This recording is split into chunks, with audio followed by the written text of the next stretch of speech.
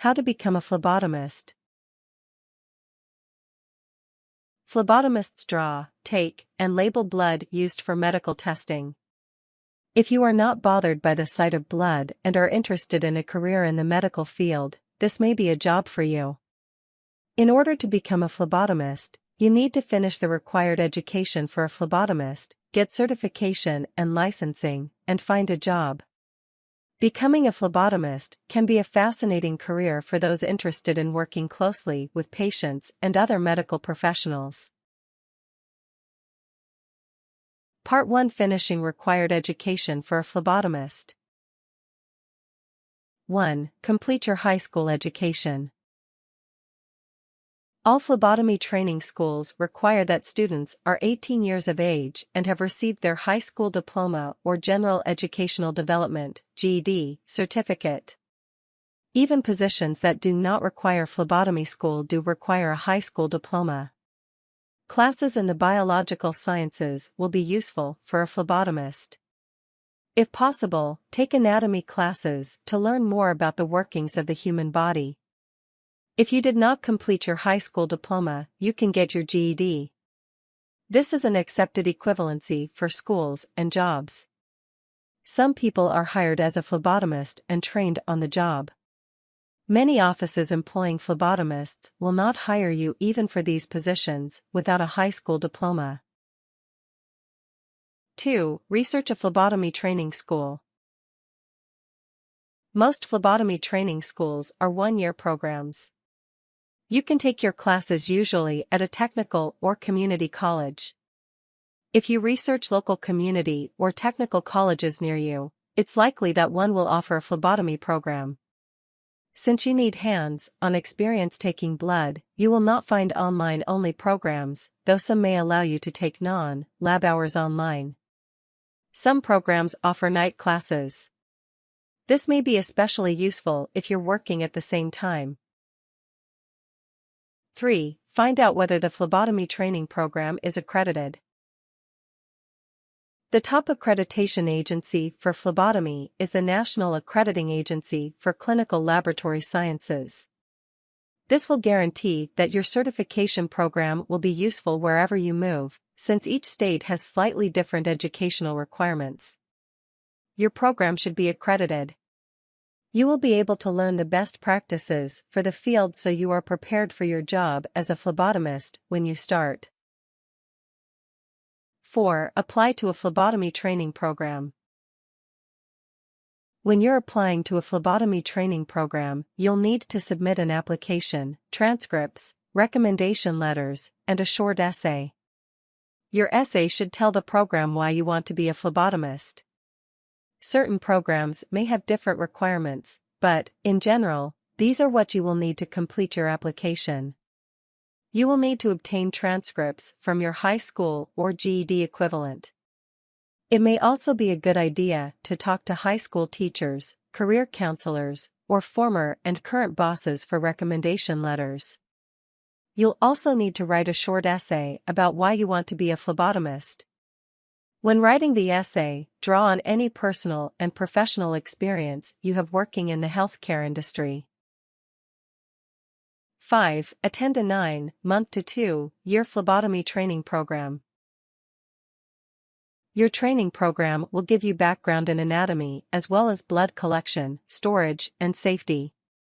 You will also be doing plenty of lab work. You will learn both biological and procedural knowledge in your courses about how to draw and store blood properly. This will help prepare you to work as a phlebotomist. Some programs can last significantly more or less time. Research each school to see how long their program is and which fits best into your time frame. 6. Earn 1,040 hours of work experience. Programs should offer a practicum along with classroom training. You may be required to get an internship or apprenticeship to complete your work experience hours. You will need work experience hours to qualify for additional certification. While certification is not always required, it does usually provide additional opportunities and salary.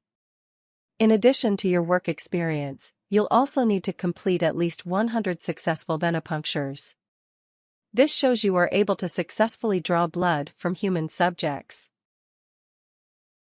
Part 2: Becoming certified and licensed as a phlebotomist. 1. Complete the requirements for your preferred certification.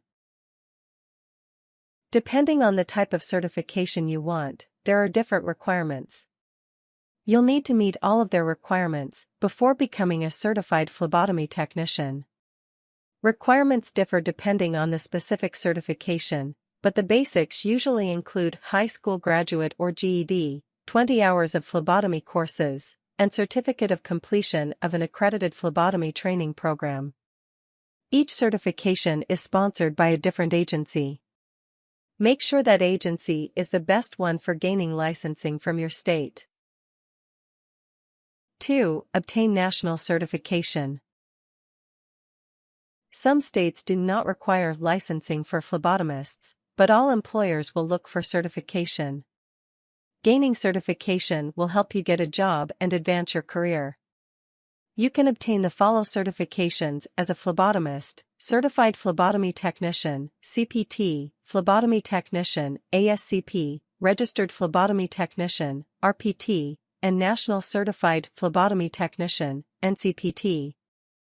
A CPT is the industry standard and comes in 5 different grades, each of which requires additional punctures and hours of advanced classes. ASCAP may be most useful for those working in laboratories. The RPT certification requires an exam, and NCPT requires additional work experience. There are a variety of organizations that sponsor these certifications. These organizations include the National Accrediting Agency for Clinical Laboratory Sciences, the American Society of Clinical Pathologists, American Association of Medical Personnel, American Medical Technologists, and the American Certification Agency for Healthcare Professionals. 3. Apply for state licensing if required. Some states require that any lab technician passes a license exam. Search for your state's requirements at your state's business or licensing bureau through the Secretary of State's office. At present, only California, Nevada, Louisiana, and Washington require all phlebotomists to be certified and licensed. However, being certified is always a good career move. Being certified and licensed allows you to offer better credentials, might allow you for great pay advances, and demonstrates that you're willing to go above and beyond for your career. Part 3: Finding a job as a phlebotomist. 1. Apply for work at a healthcare or medical office. Phlebotomists work a little bit of everywhere in the healthcare industry. Healthcare and medical offices always need to take blood, so it's a good place to start your job search. You can start your job search online. Try looking for healthcare or medical offices in your area. It may also be a good idea to visit some local medical offices. Even if they don't have any openings, they may be able to point you towards some at other locations. 2. Submit your application to local hospitals and clinics. These institutions have phlebotomists on hand to take blood for tests and other purposes. You can usually find these jobs looking on the hospital's or clinic's website.